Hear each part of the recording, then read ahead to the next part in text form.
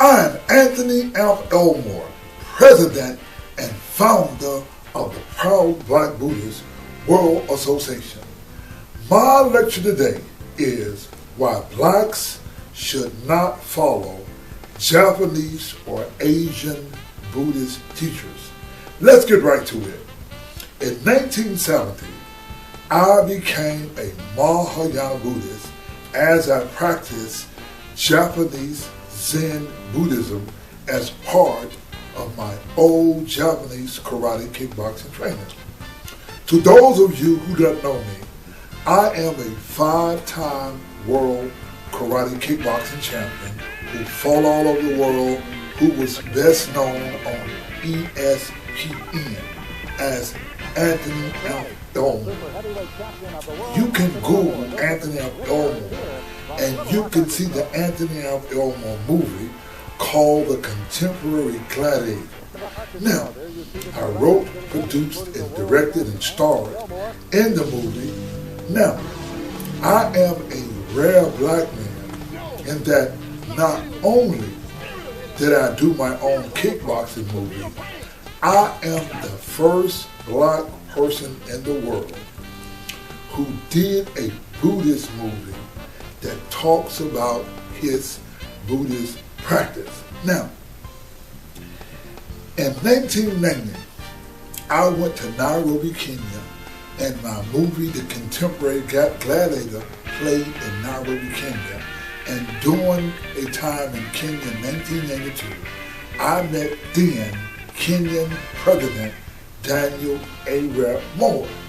Now, if you want to talk about a black man who is making an impact as a proud black Buddhist, I want you to look at a picture of me in Kenya at Rusinga Island in 2013. You see me reciting the Lotus Sutra for one of the fathers of Kenya, Mboya.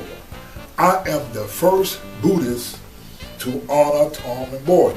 Now, for those of you who have never heard of Mboya was a 26-year-old person from East Africa, from a British protectorate, who came to America on his 26th birthday on August the 15th in 1956.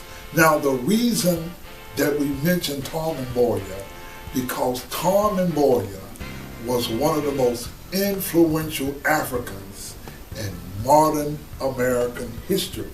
Now, what happened was when Mboya, or Mboya, came to America, he met up with the most popular singer, black singer in America at that time, whose name was Harry Belafonte.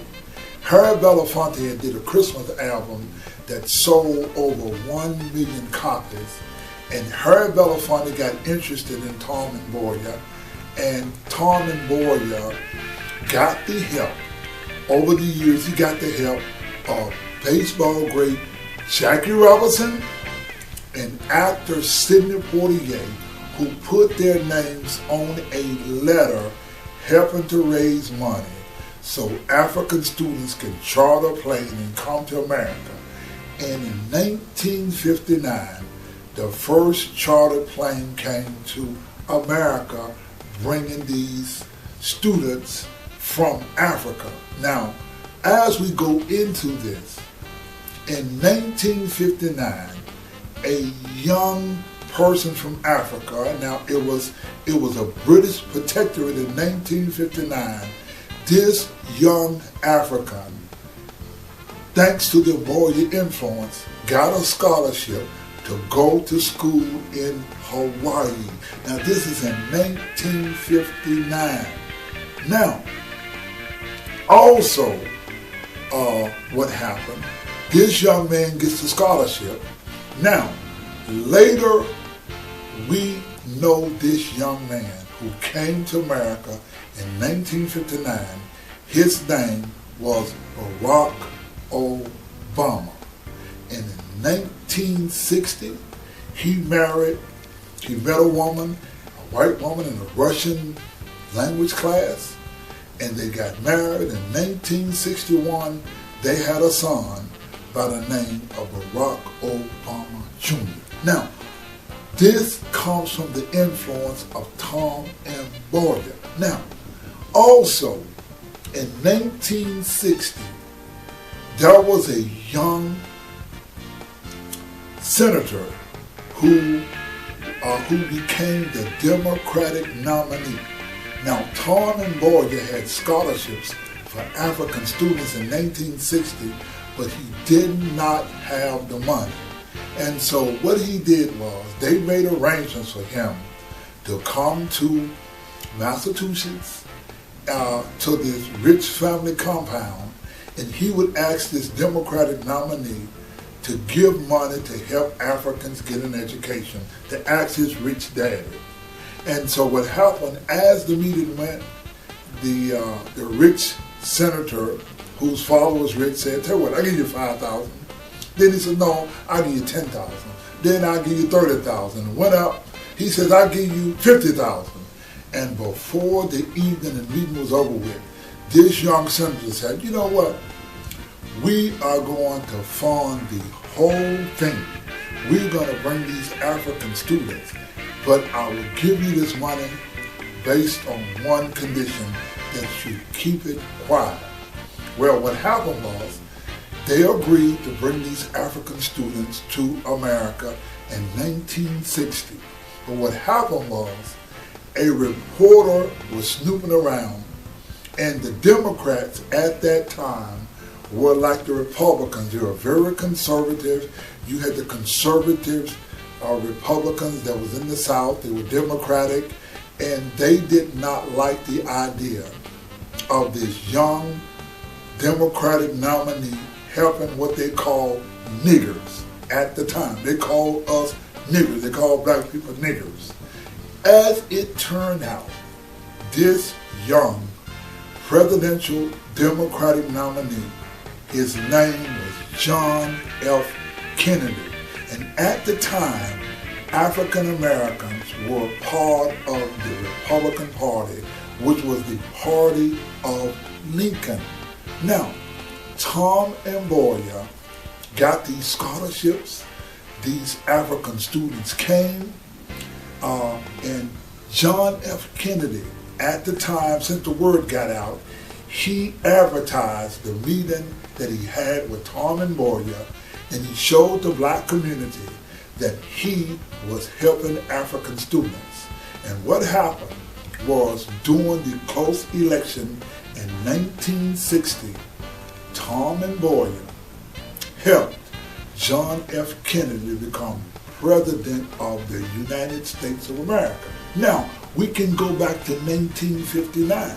See, in 1959, when Tom Mboya got the first group of Africans to come, Tom Mboya received an honorary doctorate degree from Howard University, and he marched along with Dr. Martin Luther King. Not only did he march with Dr. Martin Luther King, we see here on a picture Dr. Martin Luther King picking up Tom Mboya at the airport in Atlanta, Georgia.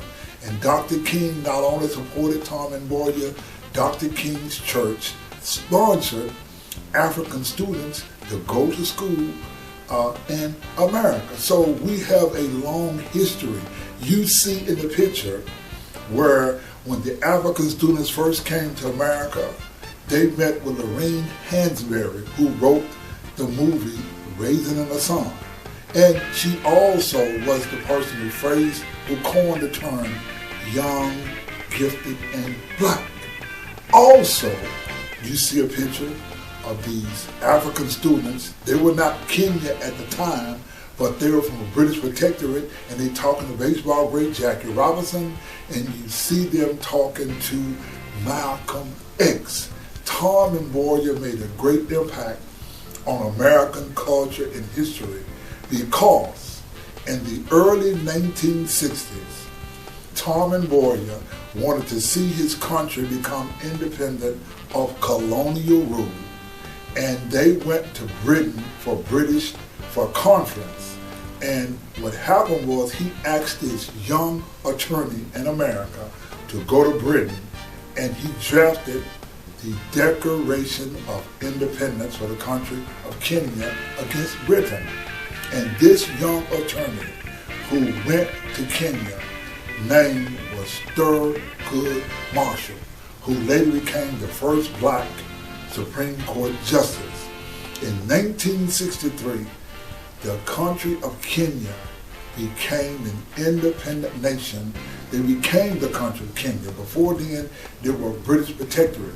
Now, what you have is Anthony Elmore, a Buddhist, who you see me in a picture with Memphis Congressman Steve Cohen, and you also see me with Tennessee State Senator Reginald Tate. We're all at my house, and we just supported last year Tom Mboya's 50th, because this is what we do as a Buddhist. We make our black history, culture, and language inclusive of our Buddhist practice. Now, I want you to look at another picture. Now, to many of our SGI, Nichiren Shoshu and Nichiren Shu African American Buddhist members, they could care less about seeing me in Kogelo, Kenya. Now, me, Anthony Elmore, Kigolo, Kenya is important. Now, the young man who came from Kigelo, Kenya to go to school in America was Barack Obama. Now, Barack Obama arrived in America in Hawaii in 1959. Now, this African man, as we know, married a white woman from Kansas, and they had Barack Obama Jr. Now, Mboya wanted to make sure that his people were educated, and he dedicated himself to getting scholarships so Africans can be educated so they can run their own country. Now, this is a part of how we practice our Buddhist faith. Per my Buddhist faith, I have been working for almost 2 decades to get the President of Kenya to honor African Americans with a formal state reception. Now, a few months ago, something happened after January the 20th, 2017. You see, I uploaded a video of myself being at the Obama Heritage House, and we probably had 5,000 hits, but something phenomenal happened is that people became interested in Barack Obama, and a video that I uploaded in 2014. That video, probably by the time you see this lecture, will be at over 200,000 people. Now, you see, when I went to Kenya in 2013, the grandmother to President Barack Obama Jr., Sarah Obama, was so happy to see me. She said that I was the Africans, or from the family of Africans they took to America, and she was also my grandmother. And Sarah Obama had agreed to come to this very house and stay with me here, and we were going to bring our African and African people together. Now, let me tie this story back to Buddhism. You see, in November of 2013, I had left the Nichiren Shoshu Buddhist organization, and I was looking to join Nichiren Shu under the guidance of the African American priest, female priest, Mukhe Shonen. And I wrote a letter to Mukhe Shonen and the Nichiren Shu sect leaders, asking them about their policy in reference to African and African Americans. And I was told that I was no longer welcome at Nichiren Shu meetings, and they would not answer my emails. I should not contact them anymore. I would not communicate with them anymore, because they are of the culture and they are of the mindset, as in the SGI and Nichiren Shoshu, that they do not make Black or African American Buddhist history inclusive of their teachings. While I cannot go to a Nichiren Shu Buddhist meeting, I am so welcome to come to the home of the former President of the United States, Cyril Obama. And it is exciting that over 200 people are looking at the video and becoming excited about the Obama Heritage Tour. Now, let's get back to our topic. Our Black Buddhist lecture today is why Blacks should not follow Japanese and Asian Buddhist teachers. Now, let's get serious. I am a Nichiren Buddhist, and I joined the NSA SGI Nichiren Shoshu Buddhist set in 1974. I have personally worked in Buddhism with Japanese and Asians for over 47 years. There are very, very few Black people in this world who has been more inspired and influenced by Asian culture and history than Anthony Elmore. I have been so inspired by Asian culture that I believe that I was an Asian in a past life. Again, this lecture is called Why Blacks Should Not Follow Japanese or Asian Buddhist Teachers. Now, the reason that Black people should not follow Japanese and Asian Buddhist teachers is because of moral grounds. Let me be frank and clear. Most Japanese and Asians are not qualified to teach Black people because they cannot stand on clean moral ground. Let me be more clearer. I am a Nichiren Buddhist, and none of the Japanese Nichiren Buddhist sects can stand on clean moral ground when it comes to the inclusion of Black history, culture in their Buddhist teachings, because they all extricate all Black Buddhist history, culture, and language from Buddhism. Now, let me bring this discussion and relate this to a 21st century paradigm.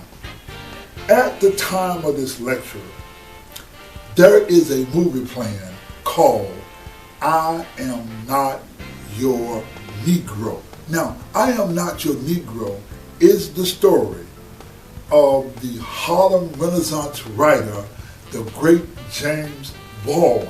Now, James Baldwin in this movie tells the story of three of his closest friends who had gotten assassinated.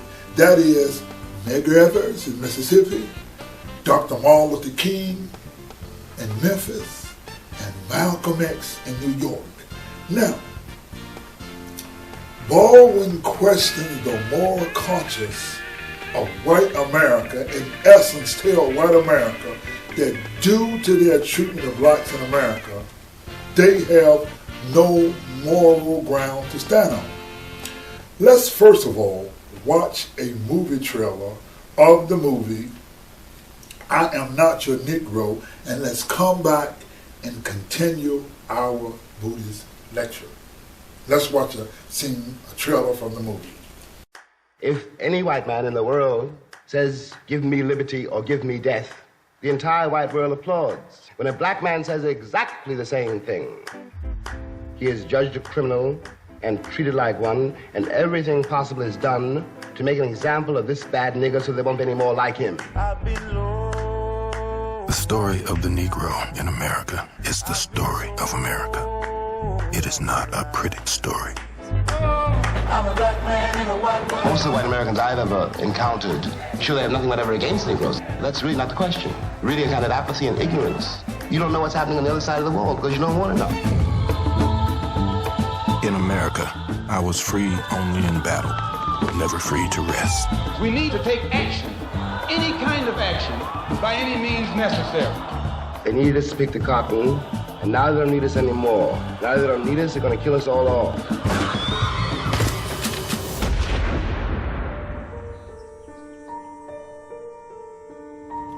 There are days when you wonder what your role is in this country and what your future is in it. I can't be a pessimist because I'm alive. The question you've got to ask yourself, the white population of this country's got to ask itself, is why it was necessary to have a nigger in the first place. Because I'm not a nigger. I'm a man. But if you think I'm a nigger, it means you need it. And you got to find out why. Now, in the movie, James Bowen points out that the problem of the Negro in America is America's problem. In the world of Buddhism, Asians treat black people like America treated black people with racism. In past Buddhist lectures, I have spoken about the quote, SGI Negro. See, I joined a Buddhist sect based in Japan called the SGI, or the Soka Gakkai International. I want you to see a picture of jazz artist Herbie Hancock kissing up to the Japanese SGI leader Daisuke Kato. See, I want you to see a short video clip of a song called Sensei. The word sensei means teacher. And what you have, you got black people along with white folk and Asians. They sing this cult worship hero song called Sensei. When I was in the SGI organization, they forced me to sing a song, a hero worship cult song called Sensei, where you worship this so-called great Japanese leader for bringing us the Buddhist teachings. I want you to take a look at a few bars of the song Sensei. Let's take a look at it.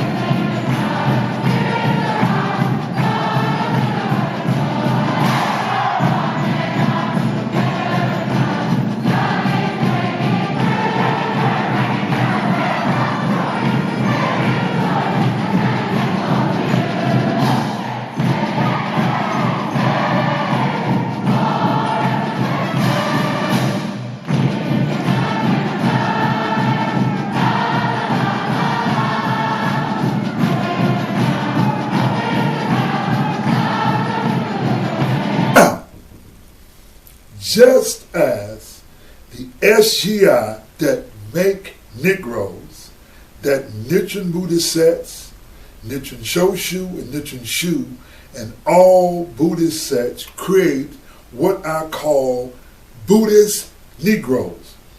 Just as the title of the James Bowen movie, quote, I am not sure Negro is appropriate in regards to Anthony M. Elmore and Asian Buddhist Teachers, let me be clear.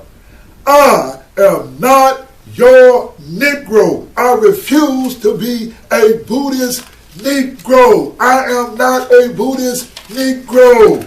Now, let me give you a clear-cut example as to why African Americans or black people must not follow Japanese or Asian Buddhist teachers. See, when I was a little boy, a movie premiered in 1956 called Invasion of the Body Snatchers. I grew up watching that movie, and I had nightmares, afraid to go to sleep, because I did not want these foreign people to take over my body and kill me. I never realized that such a thing would happen, just like the invasion of the body snatchers in the Buddhist religion. You see, this is what happened. People who are African-centered, who are strong in their culture, their history, and their language, once they join the Japanese Buddhist sects, they forget about their black culture, their black history, and their language, and they run around like zombies. I believe in the Japanese. I believe in my Asian masters. It is like the invasion of the body snatchers. You see, Buddhism and black people are like the movie Invasion of the Body Snatchers. The movie is about the aliens who come to Earth and duplicate humans and take over their identity. I see this happening in the Buddhist religion. I want you to see a trailer from the 1956 movie Invasion of the Body Snatchers.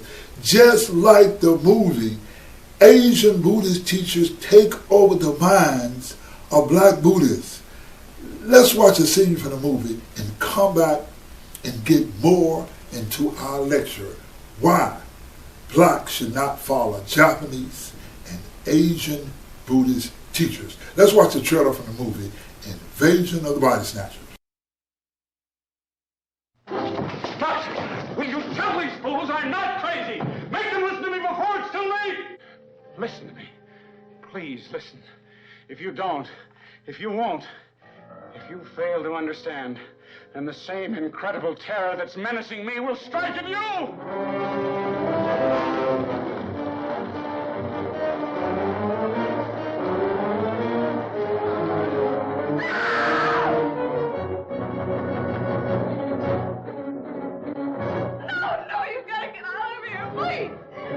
They come from another world, spawned in the light years of space, unleashed to take over the bodies and souls of the people of our planet, bringing a new dimension in terror to the giant super scope screen. It's whatever intelligence or instinct it is that can govern the forming of human flesh and blood out of thin air is it's fantastically powerful, beyond any comprehension. A cursed, dreadful, malevolent thing was happening to those he loved. This isn't just an ordinary body, is it? I never saw one like it. It looks unused. The sensational star discovery of The View from Pompey's Head.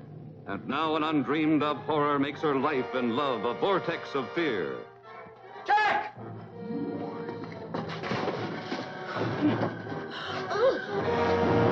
Miles, where do they come from? I don't know. Suddenly, while you're asleep, they'll absorb your minds, your memories. I don't want any part of it.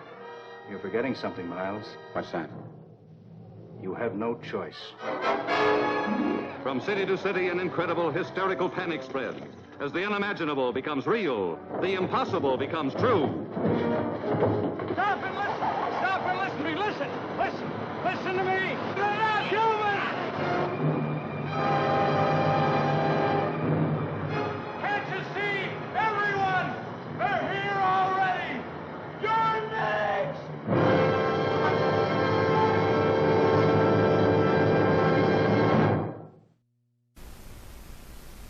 What I challenge you to do is Google Black Buddhist scholars, and what you will find are black people who have lost their minds.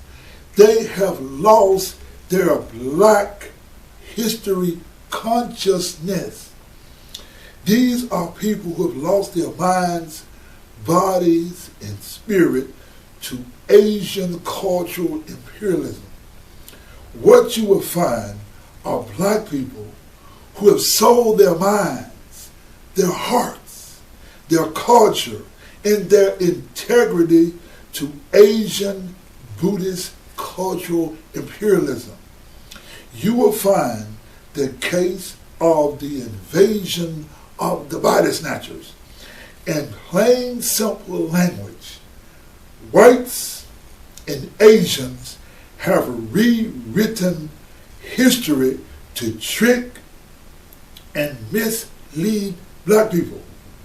If you Google the Proud Black Buddhist website, you will find that it was black leader Malcolm X who influenced Anthony Elmore and the Proud Black Buddhists. Now, those of you who are listening to this lecture, Google January the 24th, 1964 speech. It's in a book. It's called Malcolm X on Afro-American History. Let me be clear. Malcolm X is the teacher of Anthony Elmore in regards to the spirit of the Black Buddha.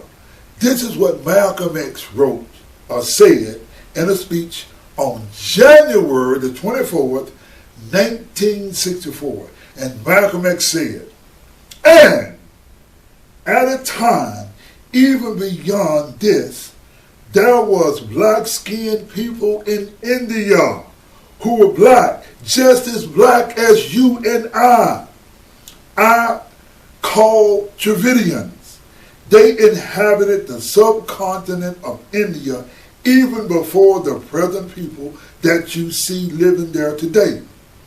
They had a high state of culture. The present people of India even looked upon them as gods. Most of their statues, if you notice, have pronounced African features. You go right to India today in their religion, which is called Buddhism.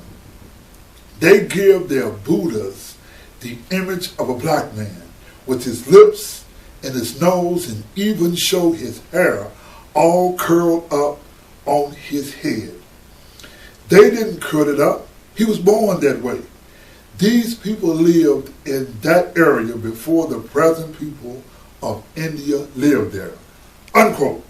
You see, the way Asians and white people control black people is controlling the history. If you allow whites, or say racist whites, and Asians to control history or the narrative, then you are owned and controlled by the racist whites and Asians, and you will go against your own moral consciousness. Now, one of the things that breaks my heart is to go publicly against black Buddhist teachers. There is no greater pain in my heart that I feel calling out black Buddhist teachers. But ladies and gentlemen, I want you to Google black Buddhist teachers and you will see they all have the mind of the folk on the invasion of the body snatchers. They lost their sense of black culture. They lost their sense of black history. They lost their sense of black identity. And they would even support their minds not to make black Buddhist history inclusive of our Buddhist practice. Now, let me show you a picture of a black Buddhist scholarly conference held in Seattle, Washington, who you will find at this event. Now, there's a Buddhist. His name is Dr. Charles Johnson and Lama Choyi Rangel. Now, this event was sponsored by Seattle University, Echo Sango, partnering with the university's Department of Global African Studies. Now, the title of this conference was Buddhism in Black America, a Global Perspective. These two black Dharma leaders explain why the Buddhist teachings are deeply relevant to the African American community. Now, it is no doubt that Buddhism is relevant to the African American community, but what is more relevant is for African American community of black people in the world, is that we teach the true and correct Buddhist history. Let me make this point very, very clear. Japanese, Asians, whites, and now the current black Buddhist teachers in America and throughout the world do not possess the moral high ground that would enable them to teach Buddhism correctly to black people. Now, I want to refer to an email sent to me on Wednesday, January the 29th, 2014, by the Honorable Black Buddhist priest, Lama Choryen Rangel. I love this brother, but however, the Honorable priest, Lama Choryen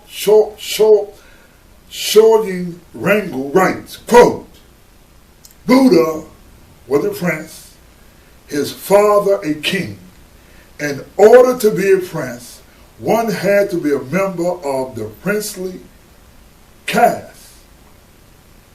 His father a king of, now, the princely caste was not that of the Sutra caste, the untouchables, aka Dalit, unless there is a definitive proof that Buddha was a so-called prince, the king of untouchables. We must proceed with convention. The idea, I must say, seems to contradict the caste system. And he goes on further. Why struggle with people over such a small matter, even if it's not true, as a matter of convention? I accept Buddha was an Aryan for the sake of deepening the idea of the Buddha's absolute disavowal of the Hindu caste system. Likewise, Ambedkar was born a Hindu Aryan, but did not die one. That was the point. Changing oneself was a higher purpose than arguing the merits of one's beliefs. The end result was far more important than the beginning. Besides, Buddha died 2,000 years ago. The issue between you and me is whether you can disavow contentiousness with your fellow Buddhists even though they do not believe as you do. Unquote. Now, what I have here, ladies and gentlemen, is a black man who is willing to make a settlement on the history, the culture, on the true history of the black Buddha. Ladies and gentlemen, the case of black Buddhist scholar Lama Choryen Rangel is the perfect example of a black man who is taught Buddhism by Asians. Lama Choryen Rangel wrote, quote, Buddha was a prince, his father a king. In order to be a prince, one had to be a member of the princely caste. The princely caste was not that of the Sutra caste, the untouchables, aka Dalit. Unquote. Now, let's break this thing down and let's go to school. What I like you to know are those of you who are part of the Proud Black Buddhist World Association. You must do Namu. Namu means to awaken. Now, the word yo means correct. You must awaken to the correct. Ho means law, the correct law. And Renge means cause and effect. And the word kyo means to overcome delusion. You must overcome the delusion of myths, represented teachings. Now, what I'd like you to do, you got to do your homework to challenge the racism, the ignorance, the mind idea of brainwashing and covering up and the rewrite of history. You see, I would like you to refer you to a scientific research study that proves the caste system began only 1900 years ago when white folk got in power in India. You see, please refer to a Time magazine article dated August 27, 2013. The magazine article title reads, quote, "What DNA testing reveals about the caste system. DNA does not tell a lie and is based on science." Now, it was only until the Shaka era, that's 78 AD to 140 AD, do we find the caste system. You see, the Shaka, the word Shaka means foreign. When the foreigners came to India, they were the ones who set up the caste system of color. There was no such thing as caste during the time of the Buddha. See, please Google the word. This is a time in history when foreigners ruled northern India. Shaka means foreigner in Sanskrit. In plain and simple terms, white people, specifically under the Buddhist Kushan king Kanishka, do we find the caste system. Let me make one thing clear. There was no caste system at the time of the Buddha because there were no white people in India at the time of the Buddha in 650 AD. We have to look at history. We have to look at archaeology, anthropology, literary science. We have to look at genetic science. Because what happened, ladies and gentlemen, was in the AD, the Brahmins or the white people got a hold of the history and they rewrote the history. They came up with this thing called the Aryan invasion theory. They came up with a teaching called the Vedas and they rewrote the history. Now, what we call India today, science proves that the people came from the Indus Valley civilization. We have archaeology, anthropology, genetic science, literary science that proves at the time of the Buddha in 650 BC, there were no people in India called white people. In the time of Homer, India was known as Eastern Ethiopia. Now, in regards to world history, we can refer to Herodotus, who is known as the father of history, a white Greek who traveled to India and Egypt. And this is what the father of history writes about India and Egypt. He quotes, "And upon his return to Greece, they gathered around and asked, 'Tell us about the great land of the blacks called Ethiopia.' And Herodotus said, quote, 'There are two great Ethiopian nations, one in sin, that's India, and the other in Egypt.'" This is from Diodorus, the Greek historian, 100 BC. We can move to modern writings on the subject, but we have to read specialty books. Please just Google the book. It's a free book from the Journal of Royal Asiatic Society of Great Britain and Ireland. The society was founded in London in 1823. Its royal charter purpose was to further the investigation of subjects connected with and for the encouragement of science, literature, and arts in relation to Asia, mainly India. Now, Shakyamuni Buddha, ladies and gentlemen, came from the Magadha Empire. Science proves that Magadha Empire was founded by Sisunaga, and the people of Magadha came from the Indus Valley civilization. At the time of the Buddha, there is no archaeological, anthropological, genetic science, or literary science shows people who we know as white people living in ancient India.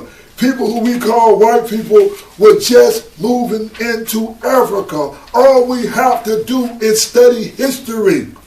But let me take you even as far as 300 BC to Megadesthenes. Now, the ancient Greek ambassador from 350 to 290 BC was an Indian ethnographer who explored the Hellenistic period, the author of a work called the Indica. He was born in Asia Minor and became ambassador of Seleucus I, Nika of the Seleucid dynasty, possibly that of Chandragupta Maurya. Now, this Greek ambassador never saw white people in India. How can there be a caste system when you had no light-skinned people in power? During the time of the Buddha, there was only black kings in power, and there was no such thing as a caste system. What the Honorable Black Buddhist priest Lama Chogyam Rangel writes is not only not honorable, what he writes is dishonest. And that you're going to stand up and tell a lie and agree to a lie that there was Hindus at the time of the Buddha. What you will find from these black Buddhist priests are racist and dishonest black Buddhist history teachers. They do this to appease white people. Now, let us look in the annals of history. There is no archaeological, anthropological, genetic science, literary science of any caste system in northern India in 650 BC. What is taught and accepted by most Asian Buddhist teachers is the false Aryan invasion theory that lacks scientific credibility. Now, it is noted by Dr. R.P. Hosh, we do not find the word Hindu in any ancient Hindu or Aryan literature. The question is how the propagation gained currency without any archaeological and literary evidence that the Rig Veda in the Hindu culture are interior to Buddhism. They do not have any carbon dating of the Rig Veda. The Rig Veda is written in Sanskrit. However, Sanskrit is the mother of Sanskrit and the language of the Buddhists.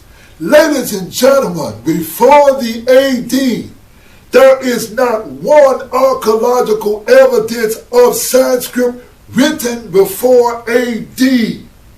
Now, they do not have any carbon dating. The Hindu do not have any archaeological or literary evidence of Sanskrit of Hindu culture interior to Buddhism. The Hindu boasts of their Vedas are the treasure house of all knowledge and sciences.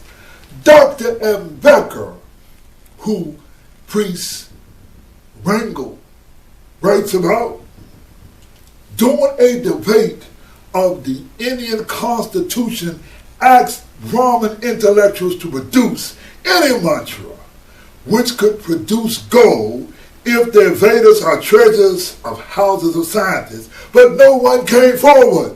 He told them, it was Dr. Becker who stood there and told them Brahmins, tell you what, y'all talk about y'all Vedas, you talk about your science, produce me one single archaeological evidence, some literary evidence of the Vedas. They could not produce one single archaeological, anthropological, genetic science, no evidence of the Vedas. All they got is a theory because them suckers went in there and rewrote history.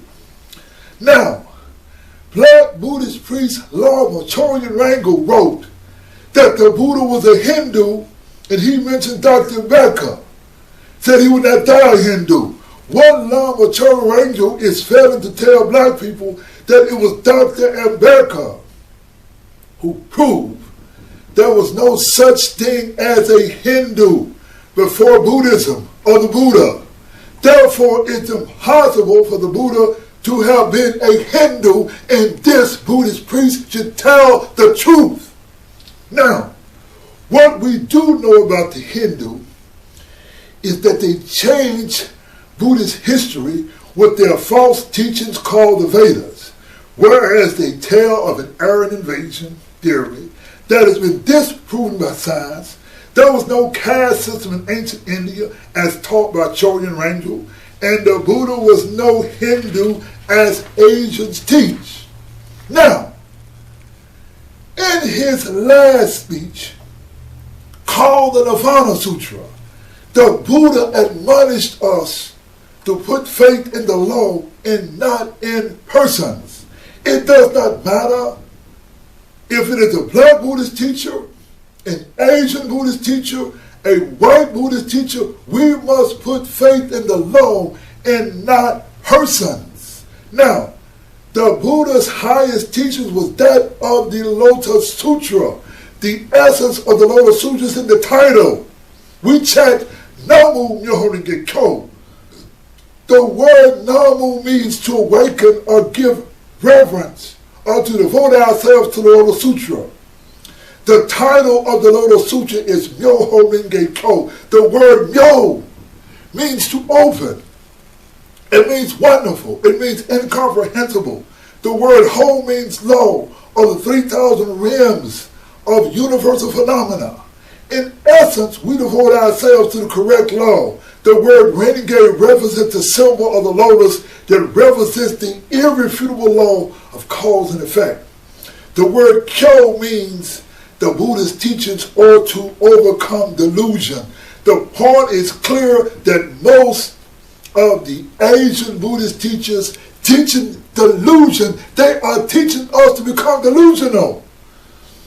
In the case of Asian Buddhist teachings, we have archaeology, anthropology, genetic science, literary science. In the case of Buddhist teaching, that is established the criteria that is used in Buddhism to justify its validity.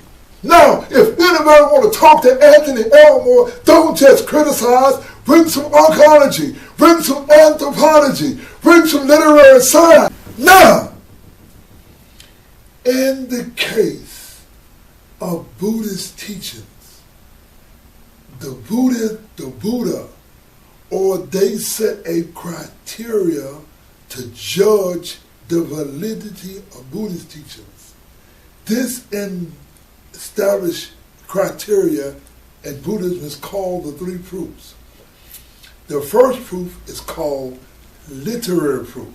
Now, Lama Choyan Rangel writes that the Buddha was a Hindu. The word Hindu did not exist prior to the Buddha or to Buddhism.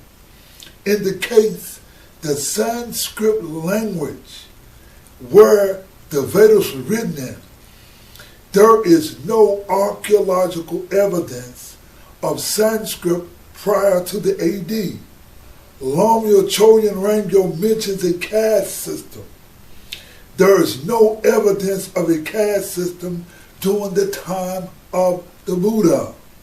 Now, the second criteria to judge the validity of a teaching is theoretical proof. The point is that the theories must not contradict science or empirical evidence. Now, the last of the three proofs is the most important. This is proof of facts. When you study the teachings of the Japanese or many of the Asian Buddhist sects in relationship to the Hindu culture, meaning Sanskrit, a white Buddha, a caste system at the time of the Buddha, and an Asian invasion, they cannot produce proof of fact. There is no carbon dated, there's no archaeological, anthropological, there is no genetic science, literary science, or anything can prove these theories. Now, Dr. Martin Luther King wrote, we should judge not by the color of one's skin, but we should judge one by the content of their character. What is the character of a people who willfully and knowingly misrepresent facts of science in the name of faith? Dr. Martin Luther King wrote, quote, injustice anywhere is injustice everywhere. For any religion to write out the culture, the history, the language of a people and replace it with a rewrite is an injustice to a people. Anyone who willingly misrepresents the facts and brings their character into question. A religion must not misrepresent facts and perpetrate injustices, and those who do so have no moral ground to stand on. In the movie, I Am Not Your Negro, writer and social activist James Baldwin writes that America's injustice to black people negates their moral high ground. It's the same in Buddhism. I can talk to any of the Japanese Buddhist priests who I met. They cannot present any factual evidence of a white Buddha or this Sanskrit language or all of the misrepresentation of the Vedas that they teach. You see, this is the point that we make. Please Google Black Buddhist leaders worldwide. Let me say, Google Black Buddhist teachers worldwide.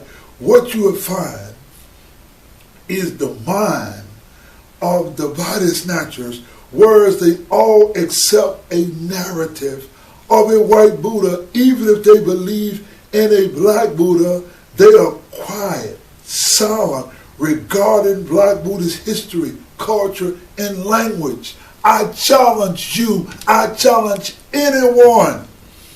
Look at a statue, a carved statue that's dated of the Buddha. You will find that there's black hair on the Buddha. This is empirical evidence, archaeological evidence. There is no such thing as a white Buddha. It does not exist. It was anthropologists and archaeologists and British historian Godfrey Higgins who write all the ancient icons prove that the Buddha was a Negro or a black person.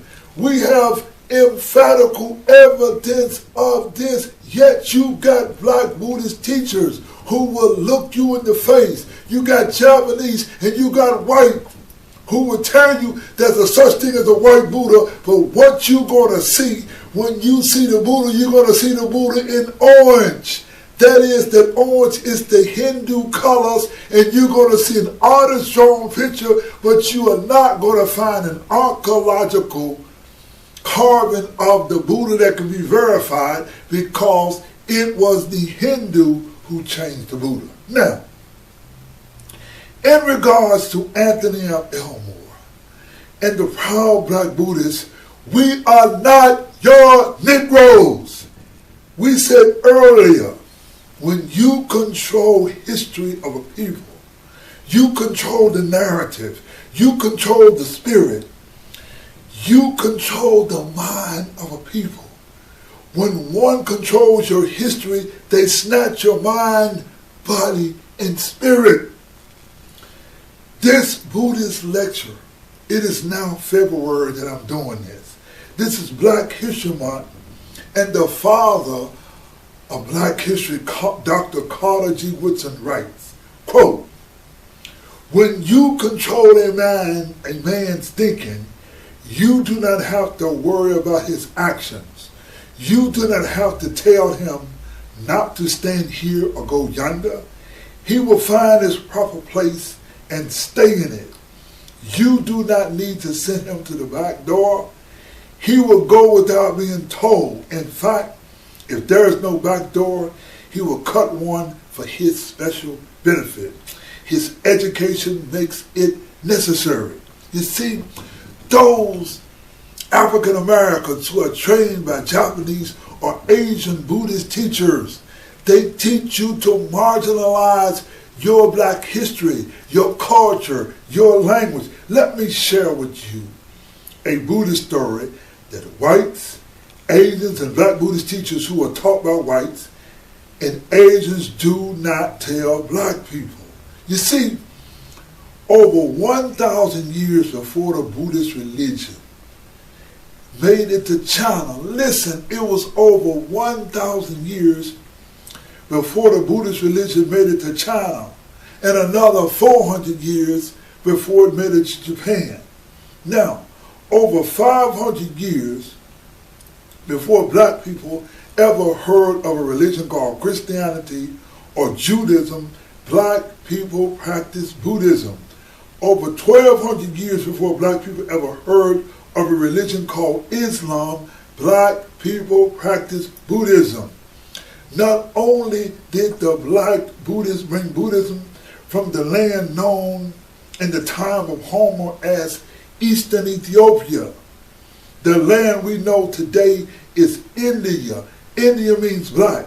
We even know the name of the tribe of the Buddhists who came to Africa from India. The tribe name was Judah. Shakyamuni Buddha had a logo almost 3,000 years ago. The historical Buddha is sometimes called the Lion of the Shaka.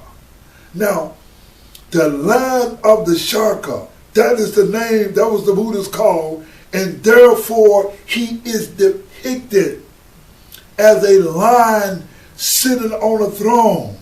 Judah was the tribe of Buddhists noted by the lion, or the Lion of Judah. Now, ladies and gentlemen, listen to me very carefully. There is one thing that black people are guaranteed to get from their Asian Buddhist teachers, and that is non-black inclusion of Buddhist history. In the hood or black community, there is a phonetic pronunciation of the word history.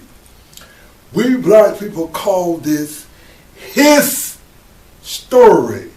We call it his story because racist whites, Asians, and now Buddhist Negroes have written black people out of history. The ideal of black non-inclusion is not okay with Anthony Elmore. I repeat, I am not your Negro. I demand the inclusion of my black Buddhist history, culture, and language. Let me be clear. This point is clear. Anthony Elmore is the first black Buddhist teacher in modern world history to teach and lecture on black Buddhist history. Anthony Elmore has lectured and written more about black Buddhist history than any single person in our modern world. Now, let me give you a little history. See, the tribe of Judah was a line. Judah was a group whose southern territory included the capital of Jerusalem, where the kings ruled. The Romans called the United Israel Judea territory Judea after it.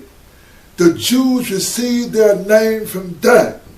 When you talk about the city of Jerusalem, we are talking about Buddhists and the tribe of Judah, who was a tribe of Buddhists noted by the line of Judah. The father of history, Herodotus, visited Egypt and he wrote about Buddhists. They were not called Buddhists, they were called gymnosophists. Some may ask the question, Anthony Elmore, show me some archaeological evidence of Buddhism in Africa. Let me show you the Aphrodite temple in Nagasadon. You can see for yourself the Asoka edit of the snake coming out of the lotus flower. When you hear the word Nubian, these are black people of ancient Egypt. Another name for Nubian is Naga, or the snake. Look at the Egyptians with the snake.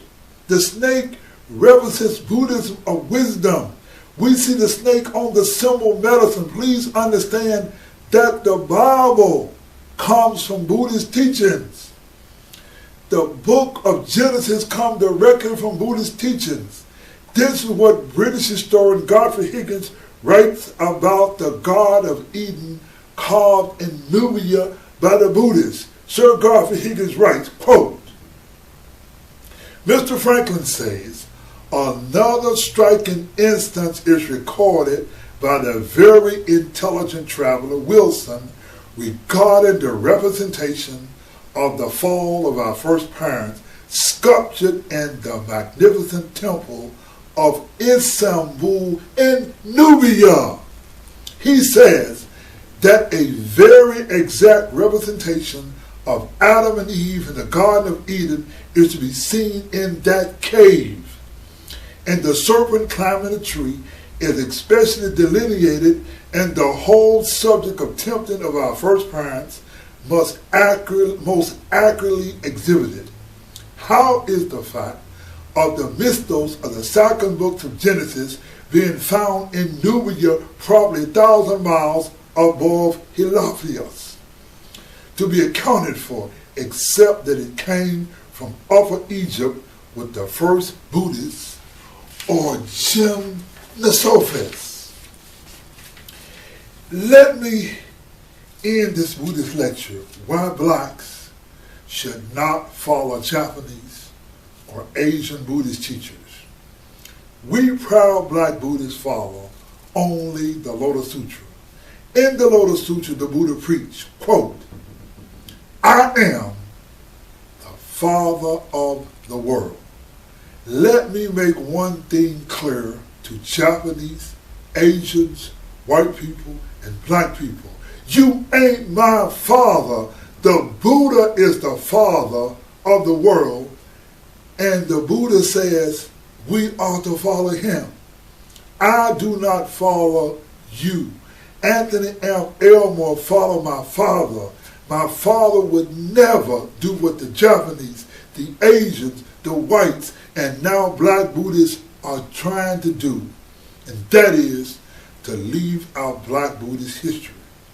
We are Nichiren Buddhists, and in the Go Show title, quote, the Daimoku of the Lotus Sutra reads, quote, the Lotus Sutra wherein the Buddha honestly discarded expedient means, said that one can gain interest through faith alone. One does not gain interest through no Japanese or Asians or white people or black people. We gain entry through Buddhahood through faith alone. Let me tell you a story. This is a picture of some Japanese leaders who I used to follow.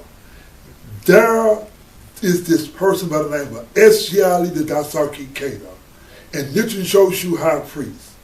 These are some of the low-down Japanese people you ever want to meet.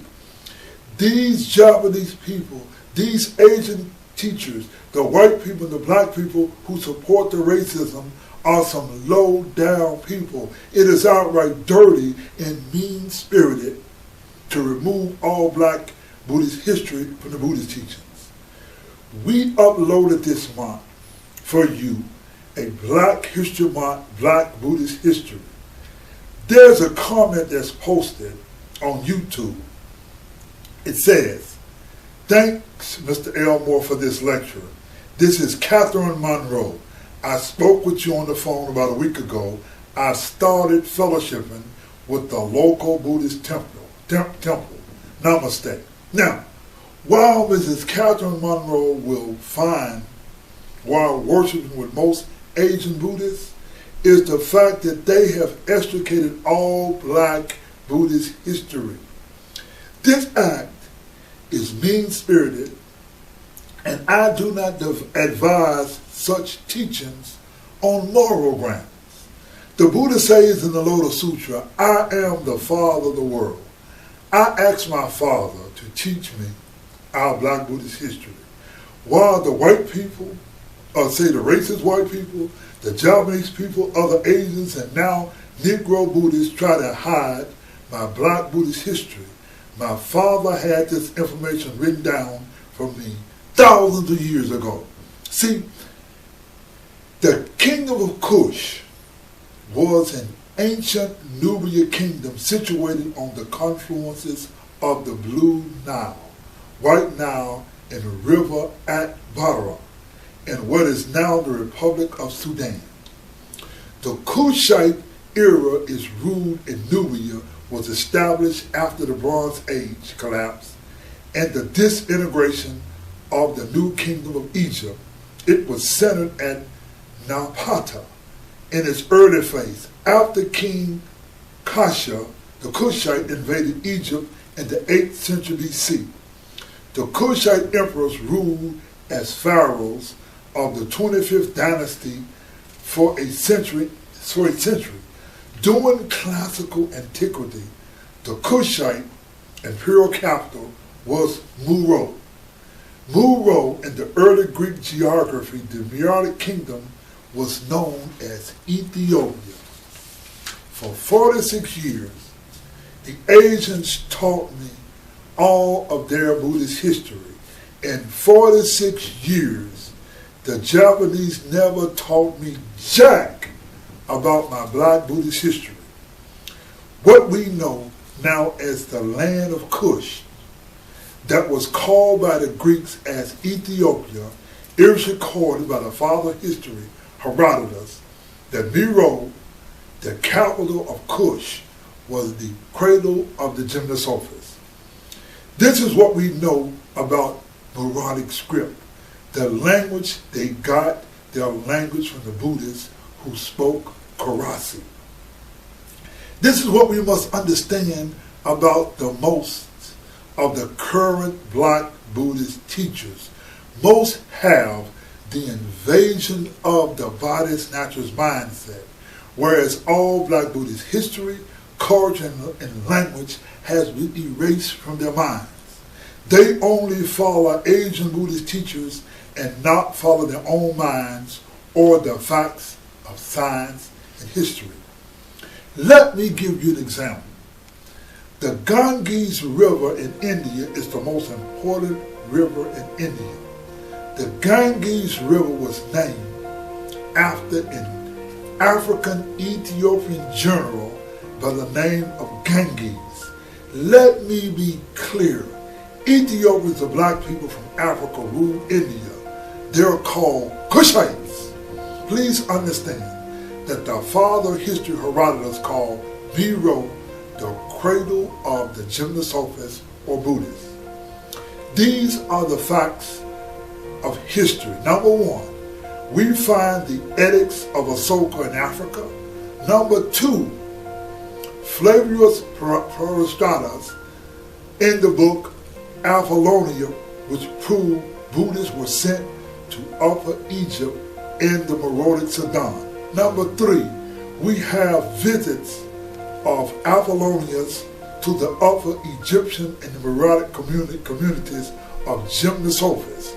Number four, we have mention of the Blimey, a native of Meroitic Sudan, and Buddhist texts written in the 4th Council in 29 BC.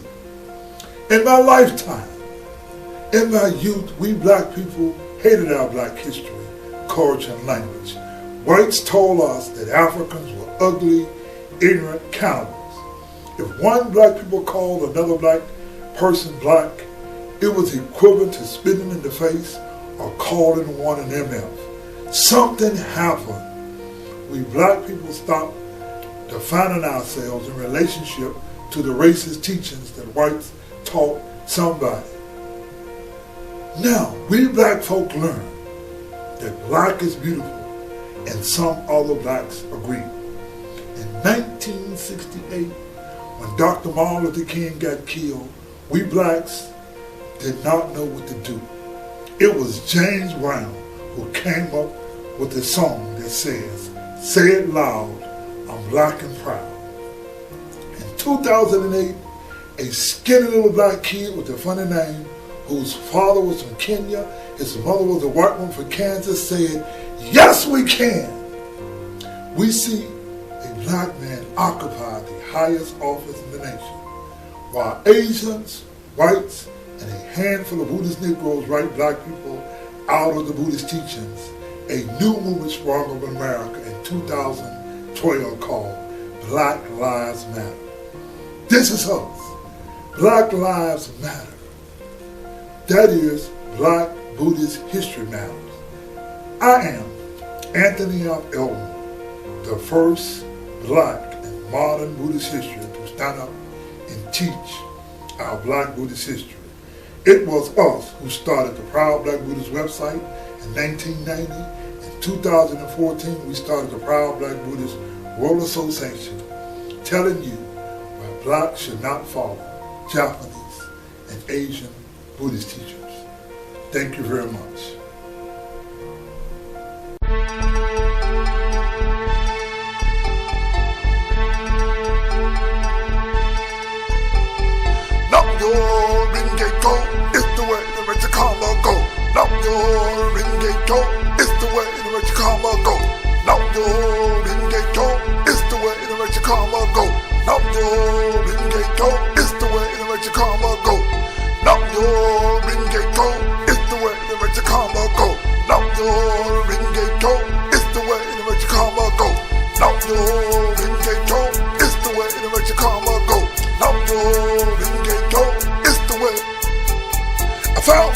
A brand new mission to help others make a big decision. We bring to you a smooth for religion.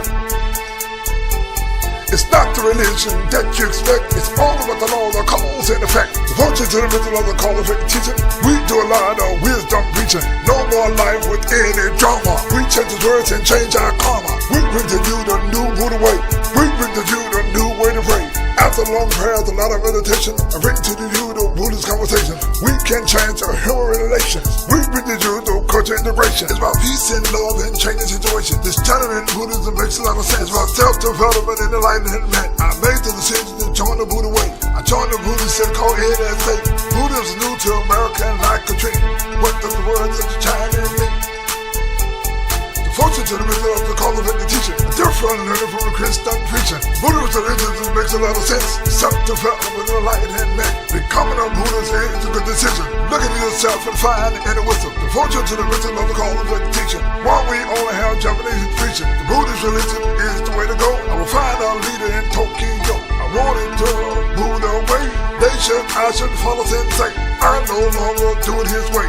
Went to a temple called Taiseki. The courage of the temple don't relate to me. In 2014 I left the Buddhist temple. I have to teach Buddhism, that's more simple. Literature man said you don't have the knowledge. I want you to check my logic. The whole way I teach Buddhism, I give the people a good rhythm. I'm not like a priest at their temple. I teach Buddhism and make it simple. You don't need a cutter to explain it. Sing it and dance to the unit of the language. Culture to the method of the color of the teaching. We teach it with the wisdom preaching. We can teach it with it all of it on it. We follow the religion that's shown it. Teach what it is and don't need them out. We know how to sing and rap. Let me bring some good news to ya. We practice the Lotus Sutra. You don't have to practice here and after. Just do the 2nd and 16th chapter. Become a happy person, be in Maria. Learn that Lotus Sutra title. Nam yo ho, ringe ko. That's the way that your karma go. Nam yo ho, ringe ko. That's the way that your karma go. I don't care how the Japanese do it. I'm gonna put a little soul to it. I don't give a damn. You don't agree? I practice the way that's really me. I respect and love ya. I'm gonna practice a Buddhism with my own culture. I know you hate my dance and all the jerking. You're really gonna be upset when I start my twerking. We don't follow the rules and we do no rehearsing. The Buddhists have followed the law and no persons. I don't care what Buddhist practice don't suit you. We follow the law and the Lotus Sutra. Namyo Ringe Go is the way in which the karma go. Namyo Ringe Go is the way in which the karma go. Namyo Ringe Go is the way in which the karma go. Namyo Ringe Go is the way in which the karma go. Namyo Ringe Go is the way in which the karma go. Namyo Ringe Go is the way in which the karma go. Namyo Ringe Go is the way in which the karma go. Namyo Ringe Go. Namyo Ringe Go is the way in which the karma go. Namyo Ringe Go is the way in which the karma go. Namyo Ringe Go is the way in which the karma go. Namyo Ringe Go is the way in which the karma go.